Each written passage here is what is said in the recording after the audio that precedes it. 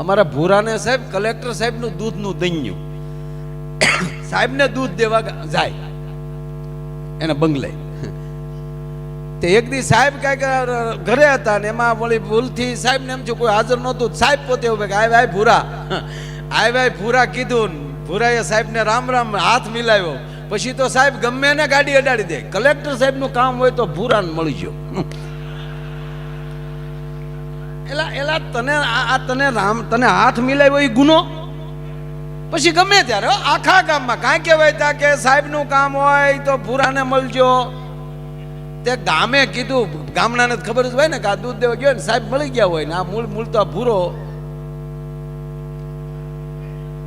એટલે ગામે બે ત્રણ જણે કીધું કે અમારે ભૂરા કામ હશે તો કેવું એ તો બરાબર, પણ તારે તો સાહેબ અરે હાવ તારે ફેમિલી રિલેશન આપણે દૂધ દે ઈ સાહેબ ખાય. એટલે પણ એ તો તારું દૈન્યું છે ખાય જ ને. એટલે ગામના કીધું કે એક કામ કર, અમારે કામ હશે ત્યારે જ કેવું, પણ આ તારા છોકરા ઊભા વાહડા આટા મારે ને એને ત્યાં નોકરીમાં લગાડી દે. એટલે કે હા ઈ હાસો. ભૂરો સીધો સાહેબની ઓફિસ હો, કલેક્ટર ઓફિસ. સાહેબને જ ખબર હતી કે આમાં લેવલ કેટલું છે. એટલે લખીને ના લે મોકલું, સાહેબને કહો ભૂરાભાઈ મળવા આવ્યા. એટલે સાહેબની પાસે ચીઠી ગઈ, ભૂરાભાઈ દૂધવાળા આપણું દૂધ દેવા આવે છે એ મળવા આવ્યા છે. સાહેબને થયું કે આ ત્યાં ત્યાં બહાર વધારે ખોટી કરશું ત્યાં બીજી વાતો કરશે, એની કરતાં બધી મીટિંગો કેન્સલ કરો ને ભૂરાને પહેલાં બોલાવી લો. આય ભૂરા આવ તા કે કેમ છો સાહેબ? આમ આટો ફરીને ઠેઠ સાહેબના ટેબલે રામ રામ મળવા ગયો અંદરથી. પણ કે અહીંયા જ બે તક આ પણ વાત સાચી સાહેબ, છોકરાને નોકરીએ લગાડવા છે. સાહેબ કે કેટલું ભણ્યા? તક ભણ્યા હોય તો અમે થોડા તમારી પાસે આવીએ. એટલે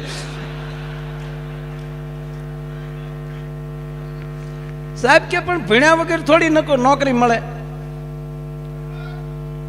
તાકે તો સાહેબ એક કામ કરો, હું 10 ભણેલો સૌ, આપણું ગમે ત્યાં ગોઠવો. તમારા કેટલા વર્ષ થયા? તાકે 49.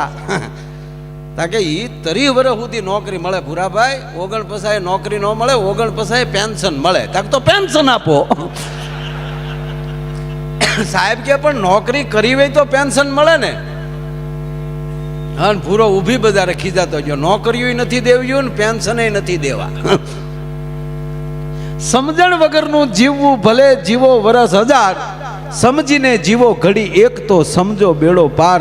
માણસમાં સમજણ છે ને એ જ મોટામાં મોટી વસ્તુ છે.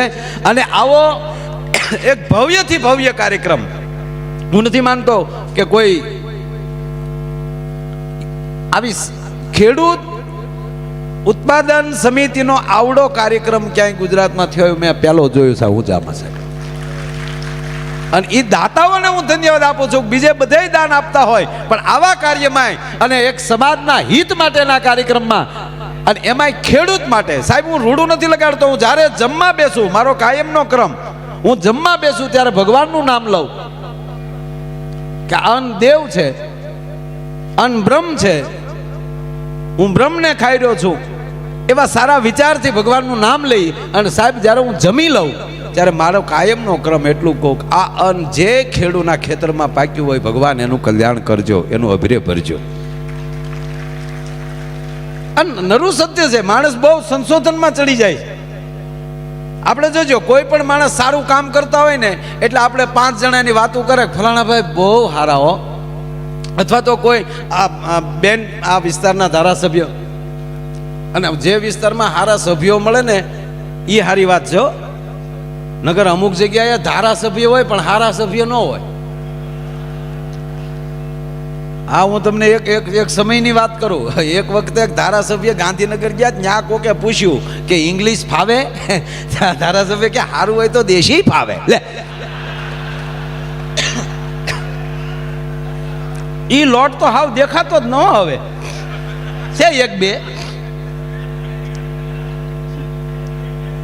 ખરેખર ઓલા ભાષાનું કહેતા હતા ને આ પીવાનું સમજતા હતા. બોલો.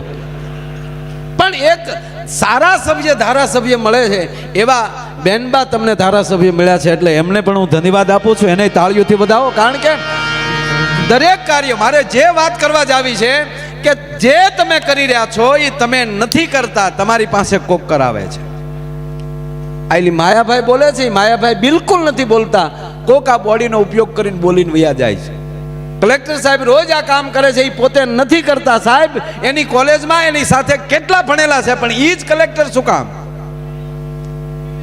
આપણી વચ્ચે એટલા બધા માણસો રહેતા હોય. અહીંયા તમે સાંભળી લો કે આ જે આપણા ચેરમેન સાહેબ છે માર્કેટિંગ યાર્ડ, આ સમિતિના ચેરમેન, હવે આ બધા એટલામાં આપણો ક્રમ શું કામ આવ્યો? ત્યારે માની લેવાનું કે ભગવાને મને આવું કાર્ય કરવાનો મોકો આપ્યો છે, મને આ પાત્ર આપ્યું છે, અને એ મારે પાત્ર હવે ભજવવું છે. આ નરું સત્ય છે. હમણાં ભૂરો મારી પાસે આવ્યો, મારો મિત્ર ભૂરો, મને કે માયાભાઈ મારા બાપામાં દશરથ રાજામાં કાંઈ ફેર નહીં. લે, અરે મેં કીધું ક્યાં તારા બાપા, ક્યાં મહારાજ દશરથ? મને કે હા કાંઈ ફેર નહીં. કઈ રીતે? મને કે દશરથ રાજાની ઈચ્છા એવી હતી, એ થાહે જનરેટરમાં ડીઝલ ખૂટ્યું, બપોરનું હાલે છે, એ આગળ પાછું શરૂ થઈ જાય. તમે અહીંયા હું તો દેખાઉં છું ને, બસ યાર. અને આમ તો અમારા બહુ મોટા સિટીમાં મુંબઈમાં ને એમાં હોલમાં પ્રોગ્રામ હોય ને, એ આમ જ હોય. ઓડિયોસમાં લાઈટ ન હોય ને અમે જાણે કેમ આમ રેકોર્ડિંગમાં બેઠા હોય. હા, આખું બંધ કરીને મીંદડી દૂધ પીતી હોય ને એવું લાગે, પણ જો થઈ ગઈ પાછી, એમાં કઈ વાર લાગે જ નહીં. એટલે મેં ભૂરાને કીધું, મેં કીધું ભાઈ ક્યાં તારા બાપા, ક્યાં મહારાજ દશરથ, જગત આખાનો બાપ રાઘવ, એના પિતા? મને કે એમ વાત નથી. મેં કીધું તો? મને કે બેયની ઈચ્છા ન પૂરી થઈ. મને કે કઈ રીતે? મને કે રામની ઈચ્છા એવી હતી કે દશરથ રાજાની ઈચ્છા એવી હતી કે રામ ગાદીએ બેહે, અને મારા બાપાની ઈચ્છા એવી હતી કે ભૂરો ભણવા બેહે.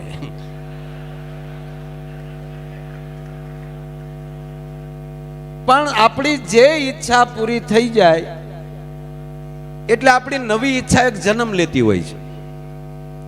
જેમ આપણે જોજો, ગમે એમ જ્યાં જ્યાં ડગલા ભરતા જાય એમ આપણી ઈચ્છા, આપણે હાવ નાના હતા અને ત્યારે આપણા વડીલોને ખબર હશે કે આપણે પહેલા તો સાયકલની ઈચ્છા થઈ, પછી એમ જો મારું પેન્ડલ મારવા પડે એની કરતા મોટરસાયકલ હોય તો સારું. મોટરસાયકલ રાજદૂત લીધા એ સમયમાં. રાજદૂત થયા પછી એમ થાય કે એખાદી એમ્બેસેડર હોય તો સારું. તે ઈ છું એમાલી થતા થતા કે ઇનોવા હોય તો સારું. ને અત્યારે BMW માણા પગ્યો ને મર્સિડીઝ જે પગ્યો, ક્યાં ક્યાં પગ્યો. તો હજી એમ કે ફળિયામાં હેલિકોપ્ટર પીડ્યું હોય તો સારું. ભગવાન કે તારે સારું શું થાય ઈ કે મને. એટલે કોઈ દી ભગવાન પાસે માગવું નહીં. એને કહેવાનું કે અમે જેવા હોય ને અમારી લાયકાત પ્રમાણે દેતો જાય, એટલે કાંઈ ઘટે તો કહેજો. કલેક્ટર સાહેબ ને બધા બેઠા છે. એક જગ્યાએ મેં પ્રોગ્રામમાં કીધું કે બરોબર ડુંગરની ટૂંક ઉપર મોરલો પોતાની ડોકની હાકળના 3 કટકા કરીને ટૂંકા કરતો હતો.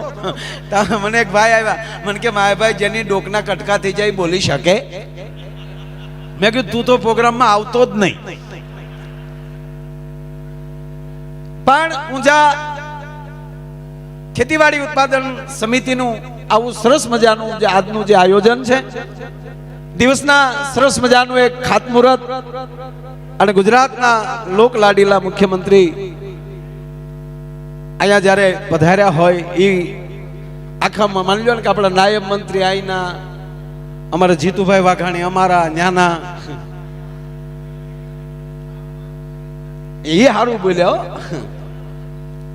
આવા દરેક માનીતા એમ કહેવાય કે મહેમાનો જ્યારે અહીંયા આવીને આવું કાર્ય કર્યું હોય ને, અત્યારે પણ આપણા ધારાસભ્ય બેનશ્રી તેમજ કલેક્ટર સાહેબ, નગરપાલિકા પ્રમુખ, આ બધા જે હમણાં જે મહેમાનોના જેના સન્માન થયા એ તમામ મારા વડીલો, યુવાન દોસ્તો, માતાઓ, બહેનો અને બાળકો, મારા શબ્દોની શરૂઆત કરતા પહેલા આપ બધાના ચરણોમાં વંદન કરી અને આ ઊંઝામાં બેઠેલી મા ઉમાના ચરણોમાં અહીંથી વંદન કરું છું. અને આવું આજે માની લો કે અમે નાના હતા ત્યારે અમારા બાપા અહીંયા જીરું વેચવા આવતા.